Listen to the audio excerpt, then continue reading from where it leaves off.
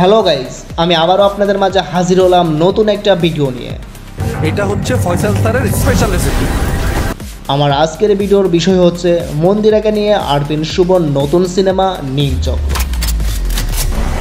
তুই কিছু করছ নাই।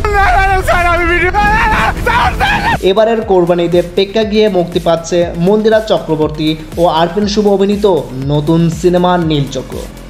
সিনেমাটি যুক্তরাষ্ট্রের লাস ভেগাস আমেরিকান ফিল্ম মার্কেটে বিশ্ব প্রিমিয়ার হয়ে এবার দেশে মুক্তি পাবে। নীলচক্র সিনেমাটি পরিচালনা করেছেন মিঠু খান।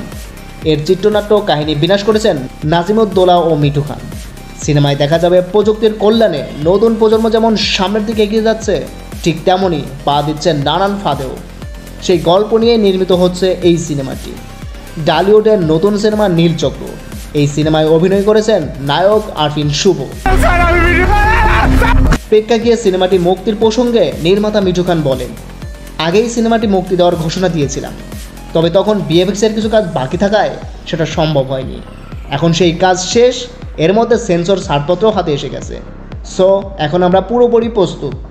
ফিল্ম ফায়োজ প্রোডাকশন প্রযোজিত ও ফিল্ম লাইভ প্রোডাকশন নিবেদিত এই সিনেমায় আরপিন শুভ ও মন্দিরা চক্রবর্তী ছাড়াও অভিনয় করেছেন ফজলুর রহমান বাবু, দীপান্বিতা মার্টিন, শাহেদ আলী, টাইগার রবি, মনির আহমেদ শাকিল, পিয়ন্তি উর্বি, মাসুম রেজওয়ান, ডলার প্রমুখ ইত্যাদি।